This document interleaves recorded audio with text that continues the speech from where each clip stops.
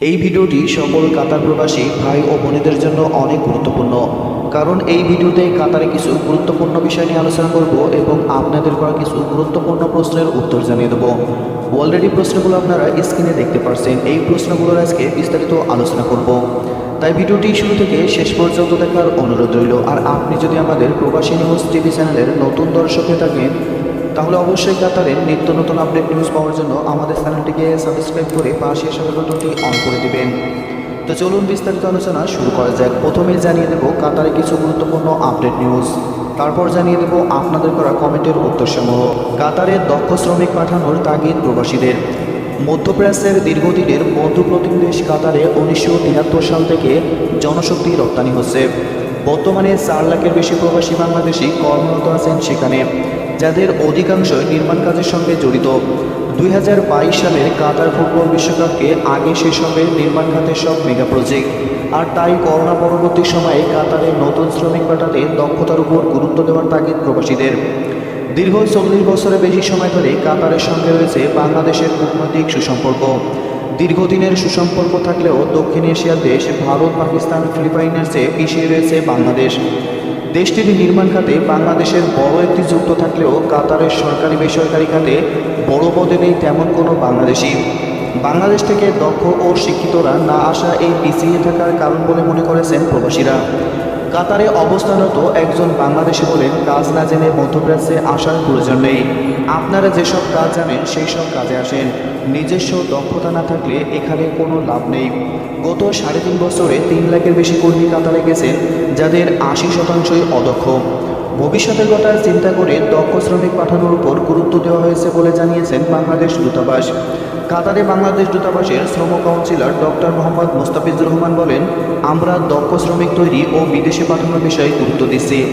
2022 সালের ফুটবল বিশ্বকাপকে ঘিরে গড়ে ওঠা নির্মাণ কাজের সব মেগা প্রজেক্ট শেষের দিকে, আর তাই দক্ষ শ্রমিক ছাড়া বাকিদের হয়তো ফিরতে হতে পারে বাংলাদেশে। জানিয়ে দেব আপনাদের করা কিছু গুরুত্বপূর্ণ কমেন্টের মধ্য থেকে বাছাই করা কিছু প্রশ্ন। আশা করি প্রশ্নগুলো সবাই ধৈর্য সহকারে শুনবেন।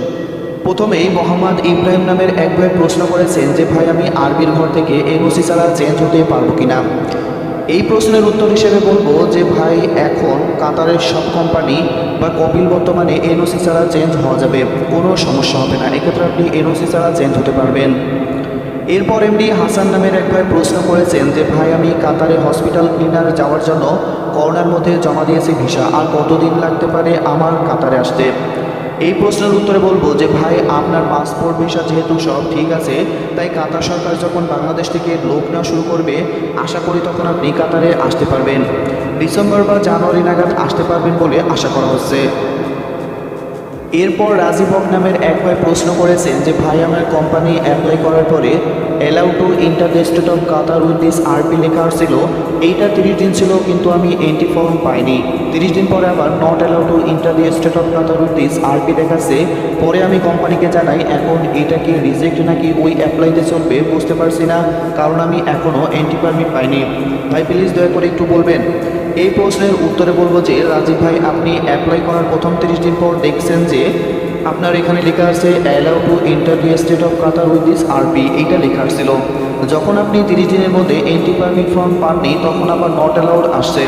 আসলে আবেদন করার প্রথম 30 দিনের মধ্যে যদি এন্ট্রি পারমিট না পান, তাহলে 30 দিন আগে যে লেখাটা অ্যালাউ শো করতেছিল, 30 দিন পর সেটা কিন্তু নট অ্যালাউড শো করবে। এতে টেনশন করার কিছুই নাই। আপনি যখন এন্ট্রি পারমিট পেয়ে যাবেন, তখন লেখাটি আবার অ্যালাউড হয়ে যাবে, আর আপনাকে পুনরায় আবেদন করতে হবে না। এটা কোনো রিজেক্ট না।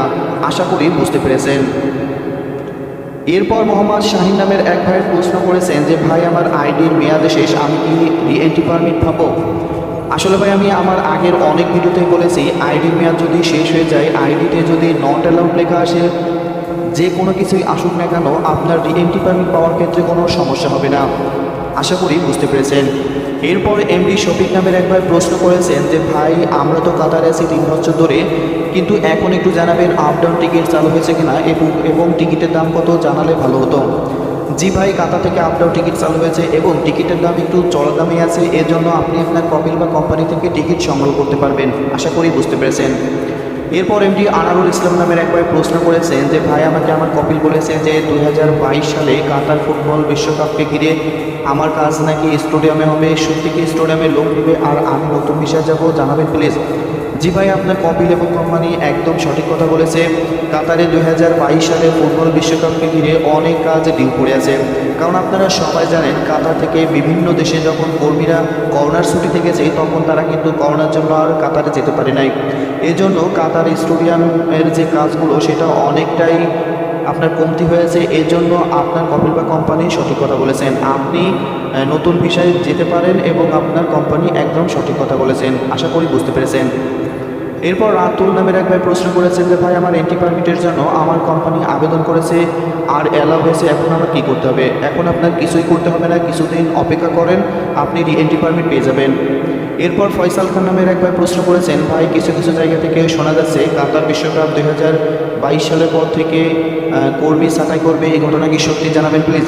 আসলে ভাই কাতার থেকে এমনিতেই কর্মী ছাঁটাই করা এখন হচ্ছে না। আর আমরা শুনতে পারছি যে অধ্যক্ষ কর্মীকে কিছু কিছু যারা অধ্যক্ষ কর্মী আছে এদেরকে কাতার সরকার ছাঁটাই করবে, কিন্তু সেটা অনেক কম পরিমাণে। এটা নিয়ে কোনো ভয় পাওয়ার কিছুই নাই, আশা করি বুঝতে পেরেছেন। তো বন্ধুরা, এই ছিল এখনকার মতো আপডেট নিউজটি যদি ভালো লাগে তাহলে অবশ্যই একটি লাইক করে দেবেন। আর আপনার যদি কাতার সম্পর্কে কোনো কিছু জানা থাকে তাহলে অবশ্যই আমাদেরকে কমেন্ট করতে পারেন, ইনশাআল্লাহ আপনার কমেন্টের উত্তর দেওয়ার চেষ্টা করব। তো পরবর্তী কোনো একটি ভালো নিউজ নিয়ে হাজির হবো, সেই পর্যন্ত সবাই সুস্থ থাকুন।